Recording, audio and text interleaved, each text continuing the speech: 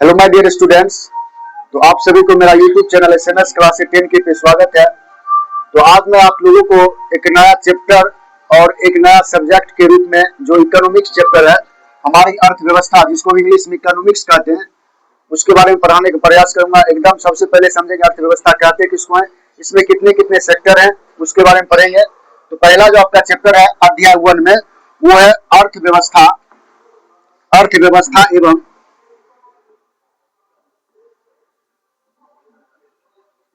अर्थव्यवस्था एवं अर्थव्यवस्था एवं इसके विकास का इतिहास। इसके इसके विकास का इतिहास। इसके विकास का इतिहास। इसके विकास का इतिहास यानी अर्थव्यवस्था एवं इसके विकास का क्या करेंगे, इतिहास के बारे में पढ़ेंगे। यानी हम पहले समझेंगे कि अर्थव्यवस्था किसको कहते हैं, व्हाट इज द इकोनॉमिक्स। अर्थव्यवस्था क्या होता है और ये अर्थव्यवस्था कब से स्टार्ट हुआ और इसका विकास पूरी तरह से कैसे फैल गया, इसके बारे में समझेंगे। तो सबसे पहला जो आप जिस विषय के बारे में पढ़ रहे हैं, अर्थव्यवस्था कहते किसको है, उसके बारे में समझेंगे। तो बाबू हम क्या करेंगे, पहले हम समझेंगे अर्थव्यवस्था या अर्थशास्त्र। अर्थशास्त्र किसको कहते हैं, इसको हम अर्थशास्त्र भी बोलते हैं। अर्थव्यवस्था बोले चाहे क्या बोले, अर्थशास्त्र बोले, एक ही चीज हुआ, ठीक है। अर्थशास्त्र, अर्थशास्त्र, अर्थशास्त्र, ठीक है। तो अर्थशास्त्र लिख करके डैश देंगे। अर्थशास्त्र किसको कहते हैं उसके बारे में समझेंगे, पहले समझ लेंगे तब उतारेंगे। लिखेंगे अर्थशास्त्र। अर्थशास्त्र जिसको हम इंग्लिश में इकोनॉमिक्स कहते हैं। क्या कहते हैं बाबू, इकोनॉमिक्स। लिखेगा अर्थशास्त्र सामाजिक विज्ञान। अर्थशास्त्र सामाजिक विज्ञान। अर्थशास्त्र सामाजिक विज्ञान। अर्थशास्त्र सामाजिक विज्ञान की वह शाखा है, कि वह शाखा है, वह शाखा है जिसके अंतर्गत जिसके अंतर्गत जिसके अंतर्गत वस्तुओं और सेवाओं, जिसके अंतर्गत वस्तुओं और सेवाओं, वस्तुओं और सेवाओं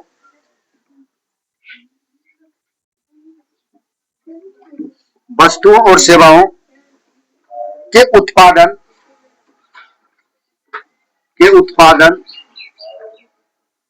के उत्पादन वितरण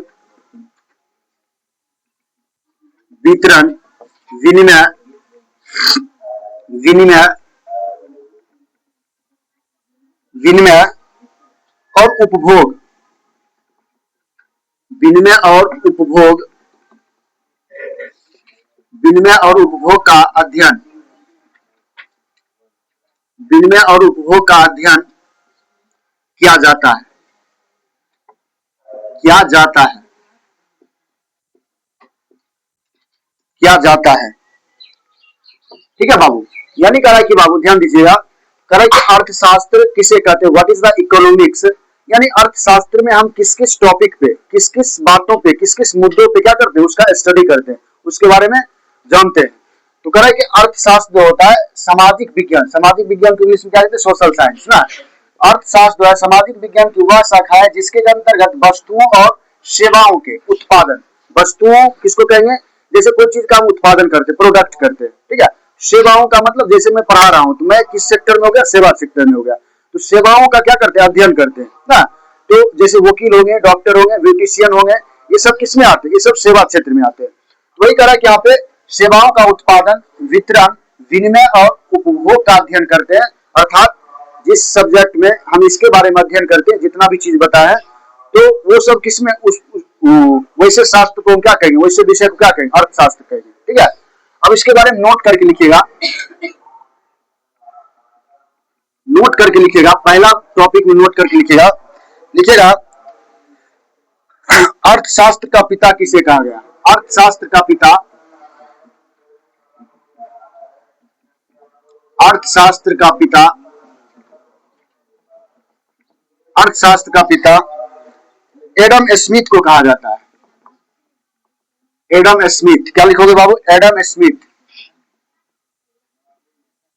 एडम स्मिथ को कहा जाता है, कहा जाता है।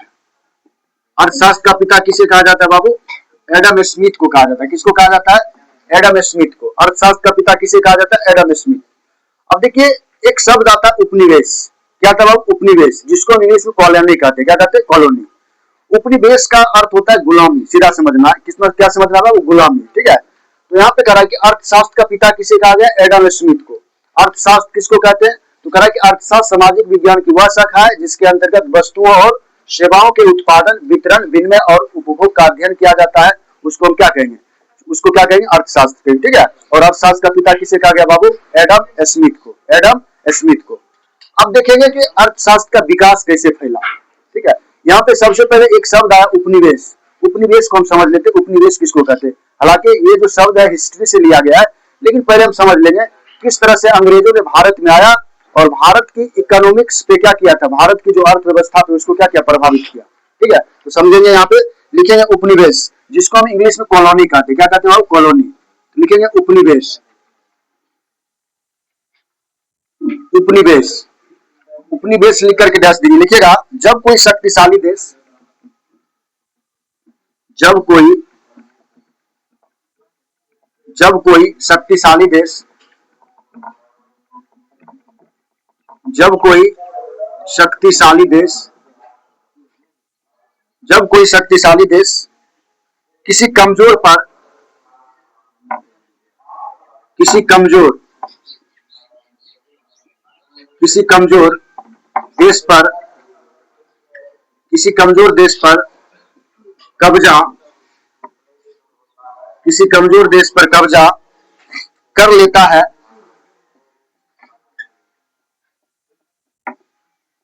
कर लेता है, तो कमजोर देश, तो कमजोर जो तो कमजोर देश को, तो कमजोर देश को शक्तिशाली देश का, शक्तिशाली देश का, शक्तिशाली देश का उपनिवेश, शक्तिशाली देश का उपनिवेश कहा जाता है। उपनिवेश, उपनिवेश कहा जाता है। ठीक है, यानी कहा कि समझिए उपनिवेश किसको कहेंगे बाबू, यानी व्हाट इज द कॉलोनी किसको कहेंगे, उपनिवेश किसको कहेंगे। समझो यहाँ पे पहले समझिए आप लोग, तब लिखना है। नोट पहले समझ लेंगे तब करेंगे। कह कि उपनिवेश किसको कहते हैं। देखिए एक शब्द आया, ये हालांकि 2 नंबर में पूछ देता है, हालांकि हिस्ट्री से शब्द लिया गया है, लेकिन इकोनॉमिक्स में हम समझेंगे, क्योंकि अंग्रेज भारत में आए थे तो सबसे पहले मसाला का व्यापार करने के लिए आए थे ना। आप जानते हो 1498 ईस्वी में ना, 1498 ईस्वी में पुर्तगाली देश के वास्को डी गामा के रूप में व्यक्ति आए थे भारत में ना। वहां पे केरल के कालीकट स्थान पे आया था। वहां पे सबसे पहले उन्होंने बोला कि मुझे व्यापार करना है। क्या बोले थे? व्यापार करना है। तो बोला कि यहाँ के जो राजा थे, स्थानीय राजा थे, वहां के राजा जमोरी, उन्होंने सही है भाई व्यापारी करो, कोई दिक्कत नहीं है। जब वो व्यापार कर लिए थे, व्यापार कर लिए तो धीरे धीरे किस तरह से इसके इकोनॉमिक्स अर्थात अर्थव्यवस्था पे क्या किया था, प्रभाव डाला था, इफेक्ट डाला था उसको। उसके बाद धीरे धीरे भारत को क्या बना लिया, अपना उपनिवेश बना लिया, अर्थात गुलाम बना लिया ना। तो वहीं से ये शब्द निकला, इसलिए हम इसमें यहाँ पे इंक्लूड कर दिए कि उपनिवेश समझ लेते हैं उपनिवेश होता क्या है। ठीक है, उपनिवेश का मतलब था गुलाम। क्या होता है? गुलाम।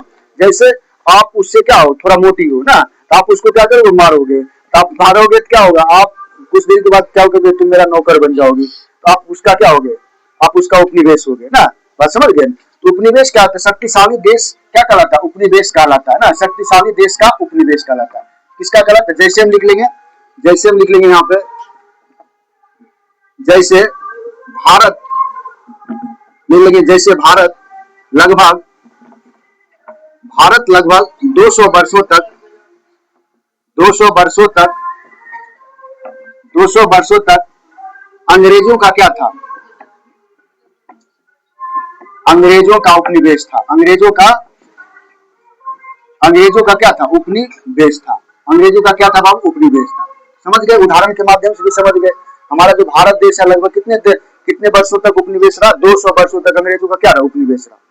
एनी डाउट किसी को समझने में? चलिए आगे समझते हैं। अब देखिए अपना जो भारत हुआ था, भारत कब आजाद हुआ था? 15 अगस्त 1947।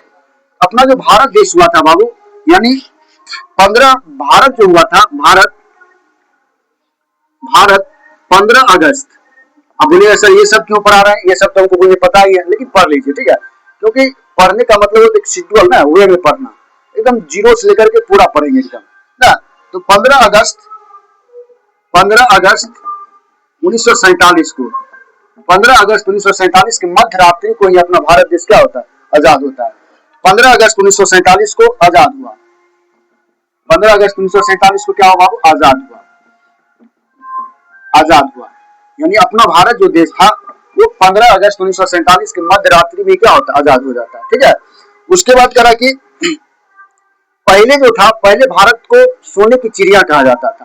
क्यों कहा जाता था? क्योंकि यहाँ पे सोना नहीं, सोना का खान नहीं था, सोना था ही, लेकिन सोना उपजने वाली अनाज पृथ्वी थी। यहाँ पे सोना अगर बोला जाए तो सोना का गेहूं का कलर कैसा होता है? सुनहरा होता था। तो अनाज का उत्पादन क्या होता? अत्यधिक मात्रा में होता था, इसलिए उसका कलर सुनहरा था, इसलिए कहा जाता है सोने की चिड़िया भारत को। और मोती अगर कहा जाए तो मोती जैसे आप कह सकते हो कि बाजरा का कलर कैसा? व्हाइट होता है मोती की तरह, हम उसको मोती कह सकते हैं। मेरे देश की धरती सोने उगले उगले हीरे मोती, मेरे देश की धरती कहते हो। तो मोती जो बाजरा देख रहे होगे, बाजरा का जो कलर होता है व्हाइट होता है, मोती की तरह गोल गोल होता है। और हीरा की बात किया जाए तो जैसे आप कहते मेरे देश की धरती सोने उगले उगले हीरे मोती, हीरे बोला जाए तो हीरे जैसे चावल का कलर कैसा होता है? सफेद होता है, इसलिए उसको हीरा कहा गया। ये नहीं कि मेरा देश वो उपजता था, ठीक है? इसका अर्थ ये हुआ कि मेरा जो देश था वहां पे बहुत सारा जैसे मसाला हो गया, महंगा से महंगा चीज वो उपजता था, इसलिए हमारे देश को सोने की चिड़िया कहा जाता था, ना कि वो सोना उगलता था, ऐसा बात नहीं था। यहाँ पे सोने की चिड़िया से मेरा तात्पर्य हुआ कि हमारा देश गेहूं उपजाने वाला था, हमारा देश चावल उपजाने वाला था। अभी भी जो बासमती का जो बेस्ट क्वालिटी होता है चावल का, वो भारत में, भारत के कश्मीर के तराई में उपजता है, और ये दुनिया का सबसे कैलोरी फूड चावल है, और कोई दुनिया में नहीं उपजता है। केसर, केसर सिर्फ भारत में ही उपजता है और किसी देश में नहीं उपजता है, इसलिए भारत को क्या कहा गया? सोने की चिड़िया कहा गया। चलिए, तो भारत कब आजाद हुआ? 15 अगस्त 1947 को। उसके बाद इसमें लिख लेंगे, पहले भारत को सोने की चिड़िया कहा जाता था। पहले क्या कहा जाता था?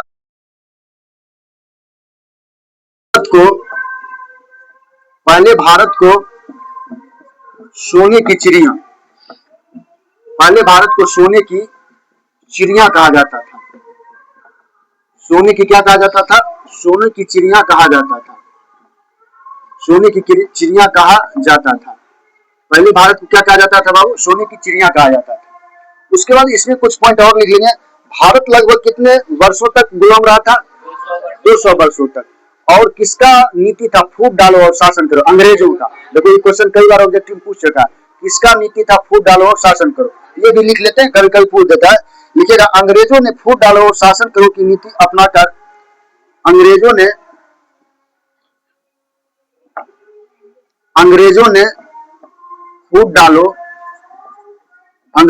फूट डालो और शासन करो, फूट डालो और शासन करो, फूट डालो और शासन करो, फूट डालो और शासन करो की नीति अपनाकर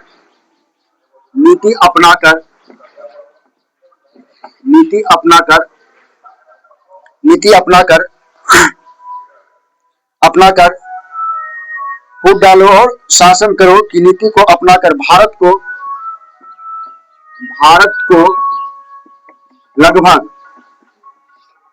लगभग 200 वर्षों तक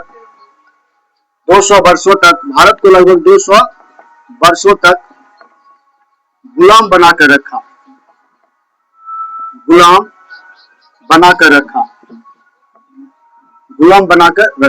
ठीक है बाबू? क्या किया था? भारत को लगभग 200 वर्षों तक क्या किया था? गुलाम बनाकर रखा था। किस नीति पे?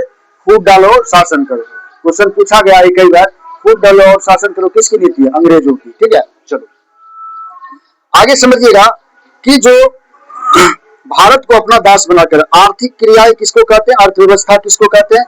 और अर्थव्यवस्था से किस किस तरह से लाभ होते हैं उसके बाद समझते हैं। सबसे पहले हम समझेंगे कि अर्थव्यवस्था, आर्थिक क्रियाएं क्या होती है। ठीक है, आर्थिक क्रियाएं क्या होती है, ठीक है। तो एक पॉइंट और आता है आपका आर्थिक क्रियाएं, ठीक है, यहाँ पर हम लिख लेंगे आर्थिक क्रियाएं, लिख करके डैश देंगे आर्थिक क्रियाएं, आर्थिक क्रियाएं, आर्थिक क्रियाएं लिख करके डैश देंगे, ठीक है। इकोनॉमिक्स प्रोसेस, ठीक है, आर्थिक क्रियाएं लिखेंगे वे सभी क्रियाएं जिसमें हमें, वे सभी क्रियाएं, वे सभी क्रियाएं जिसमें हमें, वे सभी क्रियाएं जिसमें हमें, जिसमें हमें, वे सभी क्रियाएं जिसमें हमें, वे सभी क्रियाएं जिसमें हमें आर्थिक सुविधा, आर्थिक, वे सभी क्रियाएं जिसके अंतर, सॉरी जिसमें नहीं होना चाहिए, जिसके अंतर लिखेगा, जिसके अंतर्गत, जिसके अंतर्गत, जिसके अंतर्गत वे सभी क्रियाएं जिसके अंतर्गत, जिसके अंतर्गत वे सभी क्रियाएं जिसके अंतर्गत हमें आय प्राप्त होती है, हमें आय प्राप्त होती है, हमें आय प्राप्त होती है, हमें आय प्राप्त होती है, आर्थिक क्रियाएं कहलाती है, आर्थिक क्रियाएं कहलाती है, आर्थिक क्रियाएं कहलाती है, आर्थिक क्रियाएं कहलाती है। यानी कहा कि आर्थिक क्रियाएं अगर 2 नंबर में पूछ दे कभी कभी परीक्षा में, तो आर्थिक क्रियाएं किसको कहते हैं, बोलिएगा वे सभी क्रियाएं जिसके अंतर्गत हमें क्या होता है, आय प्राप्त होती है, आर्थिक। या दूसरे ढंग से भी इसको लिख सकते हो, दूसरे तरीका से, दूसरे तरीका से लिख सकते हो कि वे सभी क्रियाएं जिसमें हमें आय प्राप्त होती है, वे सारी क्रियाएं, वे सारी क्रियाएं जिसमें, या जिससे, जिसमें हमें क्या होती है, जिसमें हमें आय, आय मतलब समझते हो रुपया ना, आय प्राप्त होती है, जिसमें हमें क्या प्राप्त होती है, आय प्राप्त होती है, आर्थिक क्रियाएं कहलाती है। क्या कहलाती है बाबू, आर्थिक क्रियाएं कहलाती है, आर्थिक, आर्थिक क्रियाएं कहलाती है, आर्थिक क्रियाएं कहलाती है। यानी वे सारी क्रियाएं जिसके द्वारा हमें क्या होता है, आय प्राप्त होता है, वो क्या कहलाते हैं, आर्थिक क्रियाएं कहलाती है। जैसे सपोज दैट मान लीजिए हम काम करते हैं, तो मुझे कोई अगर उसी काम के बदले क्या देता है, रुपया देता है, तो मेरा क्या हो गया, आर्थिक प्रोसेस हो गया, ठीक है। जैसे मैं आपको पढ़ा रहा हूँ, तो पढ़ाने के दौरान कुछ आपसे फीस लेता हूँ, मेरा क्या हो गया, आर्थिक क्रियाएं हो गई, अगर मान लिया जाए तो ना। तो आर्थिक क्रियाएं आप समझ गए, आर्थिक क्रियाएं क्या होती है। 2 नंबर में कभी कभी ये कई बार पूछा गया, 2 नंबर आर्थिक क्रियाएं से आप क्या समझते हो, तो क्या बोलोगे, वे सारी क्रियाएं जिनके द्वारा हमें आय प्राप्त होती है, आर्थिक क्रियाएं कहलाती है, या वे सारी क्रियाएं जिससे हमें आय प्राप्त होती है, आर्थिक क्रियाएं कहलाती है। यानी डाउट किसी बच्चे को समझने में, आर्थिक क्रियाएं क्या होती है, आर्थिक क्रिया आप लोग समझ गए क्या होती है। चलिए एक एक पॉइंट और शब्द आता है, अर्थव्यवस्था किसको कहते हैं, क्या बोलते हैं बाबू, अर्थव्यवस्था। अभी आपने देखा अर्थशास्त्र किसको कहते थे, अभी क्या देखे थे, दो मिनट रुकिए, 2 मिनट रुकिए, क्योंकि एक चैप्टर का नाम अर्थव्यवस्था सब्जेक्ट हुआ, और अर्थशास्त्र आपके चैप्टर का पूरी तरह से हुआ। अर्थशास्त्र दूसरा चीज, अब सॉरी बोलने में मिस्टेक हो गया होगा, अर्थव्यवस्था अलग होता है, अर्थशास्त्र अलग होता है, डिफिनीशन के माध्यम से समझते हैं, ठीक है। तो अर्थशास्त्र आपने समझा, अब हो गई अर्थव्यवस्था किसको कहते हैं, ठीक है। जैसे आपने देखा आर्थिक क्रियाएं क्या होती है, एक होता जैसे आपने देखा कि अर्थव्यवस्था को हम क्या कहते हैं, इकोनॉमिक्स कहते हैं, लेकिन अर्थशास्त्र उसके अंदर में अध्ययन करने वाली चीज जितनी होती है उसको हम शास्त्र कहते हैं, ठीक है। चलिए अब देखते हैं यहाँ पे करा कि अर्थव्यवस्था लिख करके डैश देंगे, अर्थव्यवस्था किसको कहते हैं, अर्थव्यवस्था, अर्थव्यवस्था किसे कहते हैं, अर्थात अर्थव्यवस्था लिख करके डैश देंगे। लिखेंगे ऐसा तंत्र जिसके अंतर्गत, ऐसा तंत्र जिसके अंतर्गत, ऐसा तंत्र जिसके अंतर्गत, ऐसा तंत्र जिसके अंतर्गत, ऐसा तंत्र जिसके अंतर्गत विभिन्न प्रकार के, जिसके अंतर्गत विभिन्न प्रकार के, विभिन्न प्रकार के, विभिन्न प्रकार के आर्थिक क्रियाएं, विभिन्न प्रकार के आर्थिक क्रियाएं, विभिन्न प्रकार के आर्थिक क्रियाएं संपादित की जाती है, संपादित की जाती है, संपादित की जाती है उसे अर्थव्यवस्था कहते हैं। उसे क्या कहते हैं बाबू? उसे अर्थव्यवस्था कहते हैं। उसे अर्थव्यवस्था कहते हैं। उसे अर्थव्यवस्था कहते हैं। यानी समझिए बाबू, आपने क्या देखा कि अर्थशास्त्र किसको कहते हैं? अर्थशास्त्र सामाजिक विज्ञान की वह शाखा है जिसके अंतर्गत वस्तुओं एवं सेवाओं के उत्पादन, वितरण, विनिमय और को एक ही तरह लग रहा है। उसके बाद अर्थव्यवस्था देखिएगा, अर्थव्यवस्था कह रहा है, अर्थव्यवस्था ऐसा तंत्र जिसके अंतर्गत विभिन्न प्रकार के आर्थिक क्रियाएं संपादित की जाती है, उसे हम क्या कहते हैं? अर्थव्यवस्था कहते हैं। ठीक है, आपने देखा आर्थिक क्रियाएं क्या है? वे सारी क्रियाएं जिनके अंतर्गत हम आय प्राप्त करते हैं, जिस क्रिया के द्वारा मुझे आय प्राप्त होती है उसको हम क्या बोलते हैं? आर्थिक क्रियाएं बोलती है। ठीक है, यहाँ पे कोई दिक्कत किसी को? चलिए अब देखिए, एक व्यक्ति थे जिनका नाम था ऑर्थर ऑर्थर लेविस के अनुसार, एक व्यक्ति थे ऑर्थर लॉविस। बंद करोगे?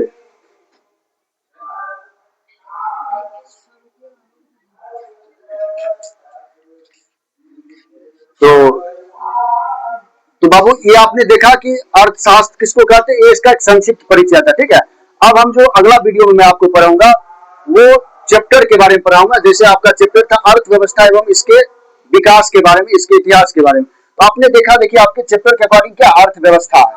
तो अर्थव्यवस्था आपने समझ लिया कि ऐसा तंत्र जिसके अंतर्गत विभिन्न प्रकार के आर्थिक क्रियाएं संपादित की जाती है उसको हम क्या कहते हैं? अर्थव्यवस्था कहते हैं। अब हम पढ़ेंगे इसके इतिहास के बारे में, इसके विकास के बारे में। ठीक है, तो आप लोग इसको समझ गए होंगे, आर्थिक क्रियाएं क्या था, अर्थव्यवस्था क्या था, एक संक्षिप्त परिचय था। अब जो मैं नेक्स्ट वीडियो में आपको मैं लेके आऊंगा, क्योंकि मेरे पास डिजिटल बोर्ड तो है नहीं, तो इसमें हम क्या करते हैं, छोटे छोटे वीडियो को आपको क्या करते हैं, प्रोवाइड कराता हूँ। ठीक है, तो बाबू अगर अच्छा लगा हो तो धन्यवाद, फिर से मिलते हैं नेक्स्ट वीडियो में। ठीक ना?